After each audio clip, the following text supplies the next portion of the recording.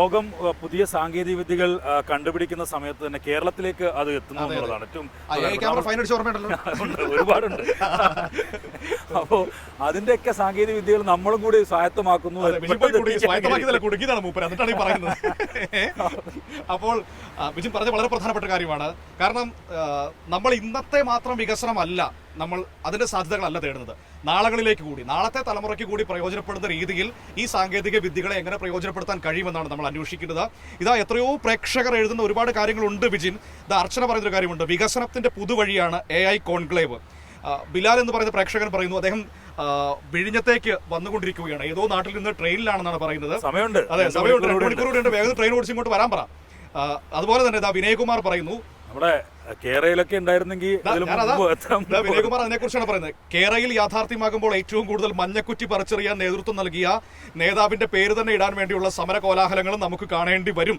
പ്രിയ എഴുതുന്നു, സർക്കാർ ചെയ്യുന്ന നല്ല കാര്യങ്ങൾ ഒന്നും പൊതുജനം അറിയരുത് എന്ന് മറ്റുള്ള മാധ്യമങ്ങൾക്ക് നിർബന്ധമുണ്ട്.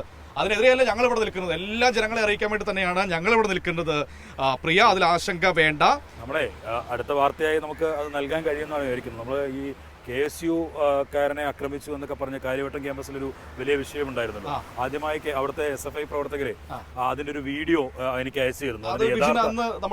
വസ്തുത എന്താണെന്ന് കാണിക്കണമെന്ന്. എന്നിട്ട് അവർ പറഞ്ഞത് നമ്മൾ എല്ലാ മാധ്യമ സ്ഥാപനങ്ങളിലെയും മാധ്യമ പ്രതിനിധികൾക്കും അയച്ചു കൊടുത്തു, പക്ഷെ നമ്മുടെ ഭാഗം കേൾക്കാൻ പോലും തയ്യാറായിരുന്നില്ല. പക്ഷെ നമ്മളത് ന്യൂസ് ആൻഡ് വ്യൂസ് എന്ന നമ്മുടെ പ്രധാനപ്പെട്ട പരിപാടിയിൽ എഡിറ്റോറിയൽ പ്രോഗ്രാമിൽ തന്നെ അത് കാണിച്ചു. അതിന്റെ ദൃശ്യങ്ങൾ കൃത്യമായി പ്രേക്ഷകർക്ക് മനസ്സിലാവുന്ന രീതിയിൽ കൊടുത്തു. പിറ്റേ ദിവസവും നമ്മളത് കാണിച്ചു.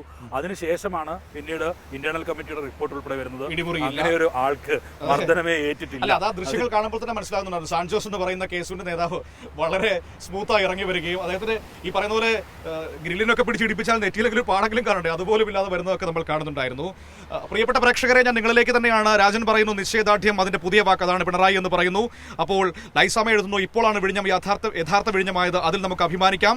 കേരള വികസനത്തിന്റെ വിഹായസിലേക്ക് പറന്നുയരുന്ന നിമിഷം. ജോർജ് ആളൂർ പറഞ്ഞു വെൽക്കുന്ന ഒരു കാര്യമുണ്ട്, മനുവിനും വിജിനും ഒരു അവാർഡ് കിട്ടാൻ സാധ്യതയുണ്ട്. നമ്മൾ പറയുന്നത് വെയിലുകൊണ്ടാണ് ഏറ്റവും കൂടുതൽ. സന്തോഷം, താങ്ക് യു ഞങ്ങളോടുള്ള ഈ സ്നേഹം ഇങ്ങനെ പങ്കുവയ്ക്കുന്നതിന്. ദിലീപ് എഴുതുന്നു, കേരള ക്യാപ്റ്റൻ പിണറായി മദർഷിപ്പിനെ വാട്ടർ സല്യൂട്ട് നൽകി സ്വീകരിക്കുന്നു. ഇത് പിണറായി വിജയം, ആശംസകൾ. വിജയ വഴിയിൽ വിഴിഞ്ഞം, അല്ലെ?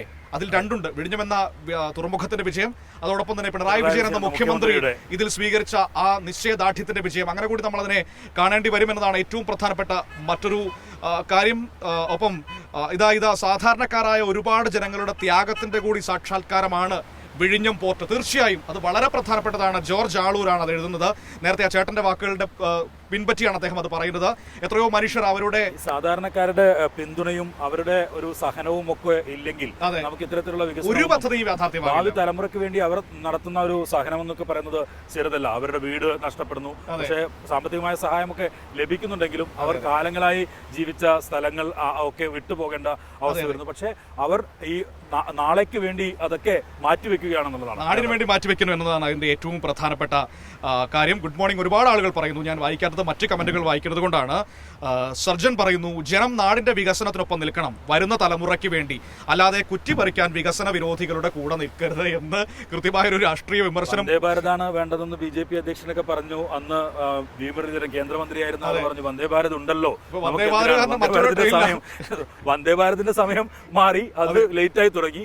ഒപ്പം തന്നെ അത് പോകുന്ന ട്രെയിനുകളെല്ലാം അവസ്ഥയാണ്. ഈ സർക്കാർ ഉദ്യോഗസ്ഥരൊക്കെ സമയം വെച്ച് ഓഫീസിലെത്താൻ ആശ്രയിച്ചിരുന്ന ട്രെയിനുകളൊക്കെ ഇപ്പോൾ പിടിച്ചിട്ടുകൊണ്ടിരിക്കുകയാണ്. പരശുരാമ്, അങ്ങനെയുള്ള യശ്വന്ത്പൂർ. അതിനിടയിൽ ഇന്നലെ റെയിൽവേ ADM ഒരു പ്രതികരണം കണ്ടു, ട്രെയിനുകളിലെ തിക്കും തിരക്കും കുറയ്ക്കാൻ സർക്കാർ ഓഫീസുകളുടെ സമയം മാറ്റിയാൽ മതിയെന്ന്.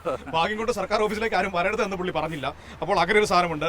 പ്രവർത്തന കലണ്ടർ തയ്യാറാക്കിയും ദൈനംദിന അവലോകനം നടത്തിയും വിഴിഞ്ഞം വിജയ വഴിയിലെത്തിച്ച വിജയൻ അഭിവാദ്യങ്ങൾ, മുഖ്യമന്ത്രിയെക്കുറിച്ച് പ്രീത എഴുതുന്ന ഒരു കാര്യം. അപ്പോൾ അങ്ങനെ ഒരുപാട് കാര്യങ്ങൾ പറഞ്ഞുകൊണ്ടിരിക്കുകയാണ്.